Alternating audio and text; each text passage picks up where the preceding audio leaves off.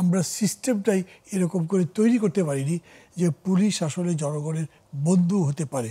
আমরা ইউরোপের দেশে অন্যান্য দেশে দেখছি মানুষ কীরকম পুলিশের উপর নির্ভর করে। এইখানে মানুষ মনে করে পুলিশ মানেই ঘুষখোর, পুলিশ মানেই নির্যাতনকারী, পুলিশ মানেই ধরে ধরে জেলে দেবে। কোনো রকম ভালো ফিলিং তাদের পুলিশ সম্পর্কে নাই। যেটা বলছিলাম যে অভ্যুত্থানের পরে পুলিশের মধ্যে যে ভয় ছিল বা পুলিশের উপর যে আক্রমণ হয়েছে, বা আমরা জানি সারা দেশে থানাতেও আক্রমণ হয়েছে, এবং যারা স্বৈরাচারের অবৈধ আদেশ পালন করেছে, স্বৈরাচারের দোষর হয়েছে, জনগণের উপর অন্যায় করেছে, তারা তো বটেই, এর বাইরে অনেকে এই অবস্থার শিকার হয়েছে। সরকার যে এত চেষ্টা করছে, অভয় দিচ্ছে বারবার, আপনার নীতি নৈতিকতা, সততা এবং অভয় দেওয়ার চেষ্টা করছে, কিন্তু সেই ভয়টা কাটছে না। এটি কি এ কারণে যে একসময় যেমন আওয়ামী লীগ, ছাত্রলীগ, যুবলীগ তারা পুলিশের উপরে চড়াও হতো, থানা দখল করতো, যেটা খোকন ভাই বললেন, এখন অন্য কোনো শক্তি পুলিশের উপরে খবরদারি করছে, বা তাদের ভয়ে পুলিশ এখন তাদের নির্ভয়ে দায়িত্ব পালন করতে পারছে না? ব্যাপারটা পিসমিল এরকম না।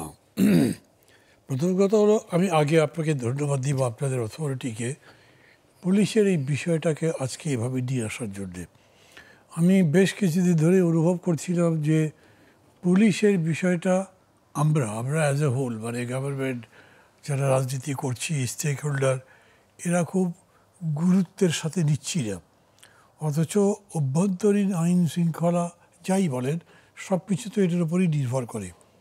সেই হিসেবে 5ই আগস্টের পরপরই, বিশেষ করে 8ই আগস্ট দায়িত্ব নেবার পর থেকেই নতুন যে সরকার আসলো, অন্তর্বর্তী সরকার, তার বিশেষ দায়িত্ব ছিল পুলিশকে আবার রিঅর্গানাইজ করে তাকে আগের ট্র্যাকে নিয়ে আসা।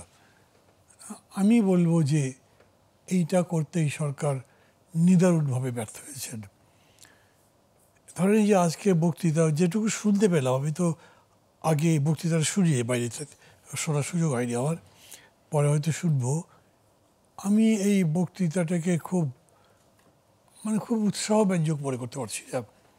আপনার মনে আছে হয়তো এর আগে প্রধান উপদেষ্টা একবার বোধহয় তার অফিসে বা তার বাসভবনে, যেখানে তিনি অফিস করেন, সেখানে পুলিশের বড় বড় কর্মকর্তাদের ডেকে কথা বলেছিলেন।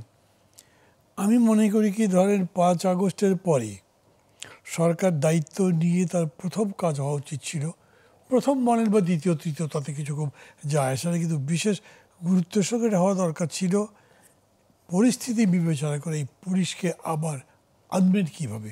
সব তো পলাতক, বড় বড় কেউ নাই, তাদেরকে খুঁজে পাওয়া যাচ্ছে না, নোটিশ দিলে আসছে না, বিভিন্ন রকম কিছু হয়েছে। তারা আসবে যে একটা ওপেন কল এই পুলিশ অফিসারদের কাছেও দিলেন, পাবলিকের কাছেও দিচ্ছেন। তখন যদি অন্তর্বর্তী সরকার বলে যাই হয়েছে এতদিন হয়েছে, এভরিথিং ইজ ওভার, এখন আমরা নতুন করে শুরু করব, এই নতুন দৃষ্টিভঙ্গি নিয়ে আপনারা পুলিশকে দেখেন, আমরা নতুন পুলিশ বাহিনী করব, পুলিশের প্রতি ওরকম একটা আবেদন দিলেন। পুলিশের উপরে কোনো হামলা করতে পারবেন না, পুলিশের উপরে কিছু মানে তাদের ক্ষতির কারণ, সম্মান হানির কারণে এরকম কিছু করা যাবে না।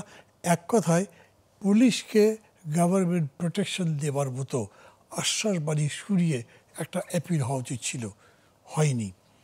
জনগণের কাছে বলা হয়নি যে মানি। কারণ দেখেন, পুলিশকে নিয়ে এই যে উনিও বক্তৃতায় বললেন গত 15 বছর যা হয়েছে, 53 বছরের 53টা দিন বাংলাদেশের মানুষ পুলিশকে ভালোবেসেছে বলে আমার মনে হয় না। আমাদের পুলিশ বাহিনী একটা গণবিরোধী বাহিনী হিসেবেই মানুষের কাছে প্রতিভাত হয়েছে।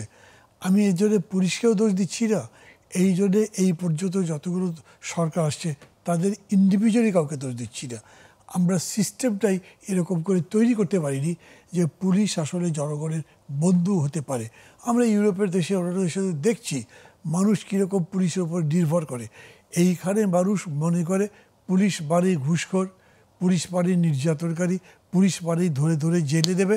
কোনো রকম ভালো ফিলিং তাদের পুলিশ সম্পর্কে নাই। আপনি তো এইটাই বিল্ড আপ করবেন। আপনি এত বড় সংস্কারের কর্মসূচি বলছেন, আপনার এই অ্যাপিল সোসাইটির মধ্যে এই 8.5 মাস 9 মাসে সরকারের পক্ষ থেকে পাননি একটা অ্যাপিলও না। আমি একদম স্পষ্ট করে বলছি, একটা অ্যাপিলও না, যাতে মানুষও পুলিশ সম্পর্কে ভাবে নতুন করে, যে নতুন দেশে কীরকম পুলিশ হবে, পুলিশও নতুন করে ভাবে যে আমাদের কীরকম হওয়া উচিত, জনগণের সাথে আমাদের কীরকম সম্পর্ক হওয়া দরকার। এরকম কোনো কাজ কোনো পক্ষ থেকে করা হয়নি। তারপরে দেখেন প্রধান উপদেষ্টা ওই যে তার বড় বড় কর্মকর্তাদের নিয়ে বসলেন, সেই জায়গাতেও তিনি কিন্তু কোনো আশার বাণী শোনার নাই। এর বোধহয় মাস দুয়েক পরে আমি দেখলাম পত্রিকাতে রিপোর্ট ছাপা হয়েছে 173 না কতটা পোস্টে, যেন আমি সংখ্যা যেহেতু আমি দেখে আসিনি মনে নেই, এগুলো এখনও পর্যন্ত শূন্য স্থান পূরণ করা যায়নি।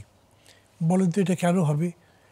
আমি তো মনে করি পুলিশ বাহিনী যত বড় হোক, যত খুঁত সম্পন্ন হোক, যত দুর্নীতিপরায়ণ হোক, তারপরেও 8 মাস 9 মাস সময় যথেষ্ট তাকে স্ট্রিমলাইন করা। গভর্নমেন্ট 9 মাসে পুলিশকে যদি স্ট্রিমলাইন করতে না পারে তো 1 বছরের মধ্যে নির্বাচন দেওয়ার কথা বলে কীভাবে? পুলিশ ঠিক না হলে কি নির্বাচন হবে? পুলিশ না হলে দেশে কিছুই হবে না ভাই শেষ পর্যন্ত। তো এরপরেও আমি অনেস্টলি বলি যে আমি এই সরকারের পক্ষ থেকে এরকম কোনো রকম উদ্যোগ দেখিনি। আপনি নিজে তো বললেন এবং আমরা সবাই জানি পুলিশ কমিশন করা হয়েছে এটাকে সংস্কার করবার জন্যে। এটা আমাদের কাছে আসবে না কেন? এটা জনগণ কেন জানবে না? 6টি কমিশনের মধ্যে এটা বাদ পড়ার, হ্যাঁ, এটা কেন এদেরকে আলাদা করে রাখছেন কেন? আপনি জনগণ জানতে পারবেন কেন? জনগণ জানে না এখনও পুলিশ কী করে। এই যে একটু আগে মাহমুদুল খোকন সাহেব বললেন, এখনও পুলিশ স্টেশনগুলো একটা ক্লাবের মতো, সব লাফাঙ্গা বা এই টাইপের লোকজন গিয়ে বসে তদবির করে, পুলিশবাজি করে, মামলাবাজি করে, সবই চলে।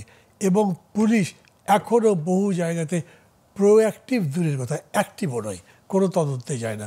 এখন পর্যন্ত ঘটনা ঘটলে পরে তাদেরকে টাকা দিলে নড়ে, মামলা নিতে চায় না, জিডি পর্যন্ত নিতে চায় না। তো এই সমস্ত বিষয়গুলোতে জানবার কথা, সেইটা পাবলিক জানতো, পাবলিকের কাছ থেকে হতো। আপনি গ্যাসের জন্য গণকমিশন করেন না, গণশুনানি করেন, তো পুলিশের জন্য তো আপনি গণশুনানি করতে পারেন।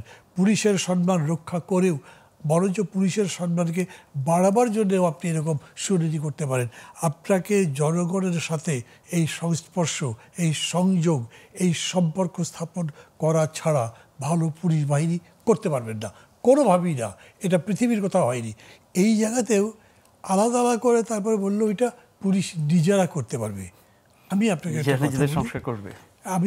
একটা কথা বলি, আমার থানার মধ্যে একটা গোলমাল হলো।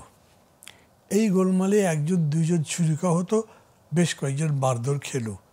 এটার পরে মামলা যখন করতে গেল, সেই মামলায় পুলিশ একটা পক্ষ নিয়ে বলছে না এই নাম দিতে পারবেন না, এবং আমি জানি ওই নামগুলো মামলার মধ্যে দেওয়া যায় নাই। বহু জায়গাতে এটা আছে, এখনও পুলিশ তাদের পছন্দ মতো লোকের মামলা দিচ্ছে, যাদের পছন্দ নয় তাদের মামলা নিচ্ছে না, আবার যাদেরকে পছন্দ করে তাদের নামে মামলা কেউ দিতে আসলে নেয় না। তো এগুলো তো আপনাকে জানতে হবে এবং পুলিশকেও জানতে হবে যে এগুলোই নাকি ভয়ও কাজ করে এখানে মামলা নেওয়ার ক্ষেত্রে। না, মামলা নেওয়ার ক্ষেত্রে আমি যে ঘটনাগুলো বলছি, ট্যাগ দেওয়ার কথা খোকন ভাই বললেন, না, আমি যে ঘটনাগুলো বলছি সেখানে ট্যাগ দেওয়ার ব্যাপার নাই। বরঞ্চ কি হয়েছে, ধরেন এতদিন আওয়ামী লীগ ছিল, আওয়ামী লীগ নাই, এখন বিএনপি আসছে, ওরা হিসাব করে ভোট হবে, ভোটে জিতবে কে, তাহলে তো বিএনপি জিতলে তাহলে খোকন ভাই হবেন এখানকার মেইন লোক, উনি যা বলবেন ওনার লোকের সাথে খাতির করে চলতে হবে। এইটা আমাদের কালচারের মধ্যে আছে। কীরকম হয়েছে, পুলিশ এরকম করে গড়ে উঠছে, আমলাতন্ত্র এরকম করে গড়ে উঠছে, শিক্ষকরা পর্যন্ত এই ধরনের তোয়াজবাজি, তোষামদি করা ছাড়া সামনের দিকে এগোতে পারছেন না। আপনি দেশ বদলাতে চান মানে কি, কালচার বদলাতে চান মানে কি, মানুষের দৃষ্টিভঙ্গি, আচরণ, কথাবার্তা সেগুলো বদলাবেন। তো মানুষ যদি ভাবেই এরকম করে, তো তাহলে নিজের বদলাবেন কীরকম করে? পলিটিক্যাল পার্টিগুলোর কাছে আপনার কী বলতে হবে? আপনি দলের নেতা, আপনি থানার ওসিকে ফোন করে মামলার তদবির করবেন কেন? আপনি বরঞ্চ জেনুইন অ্যাপ্লিকেশন দিয়ে লোক পাঠিয়ে দেন, তদন্ত করবার জন্য বলে থাকে যে তার দরখাস্ত দেখো, কিন্তু আপনি বলেন ভাই এটা একটু দেখবেন। এবং আমরা এগুলো এখনও করছি। রাজনৈতিক নেতারা যারা যারা আছেন, সেটা পুলিশের কাছে হোক, সেটা কোনো আমলার কাছে হোক, যার কাছে হোক, এই তদবির তো চলছেই। একবার কি বর্তমান সরকার বলেছেন তদবির মানেই হচ্ছে একটা ন্যায্য জিনিসকে সরিয়ে সেখানে একটা অন্যায্য জিনিসকে প্রতিষ্ঠা করবার জন্যে কাজ করা, তাই তো হবে। আপনি যদি একটা ধরেন চাকরির ব্যাপার হয়, 10 জন লোক ইন্টারভিউ দিয়েছে, তার মধ্যে কোয়ালিফাইড লোকটাই পাবে। আপনি তদবির করছেন মানে কি ওই কোয়ালিফাইড লোকটার জন্য করছেন? করছেন না, অযোগ্য লোকটা। অযোগ্য লোকের জন্য করছেন।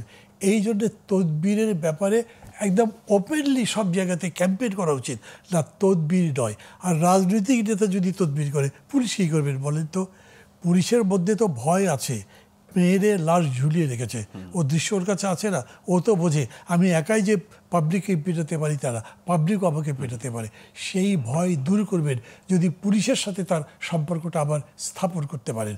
সম্পর্ক স্থাপন করলে উভয় পক্ষের মধ্যেই ভয়টা কাটলে সেই সম্পর্ক ভালো সম্পর্ক হবে, তা নাহলে তো এটা সম্ভব নয়।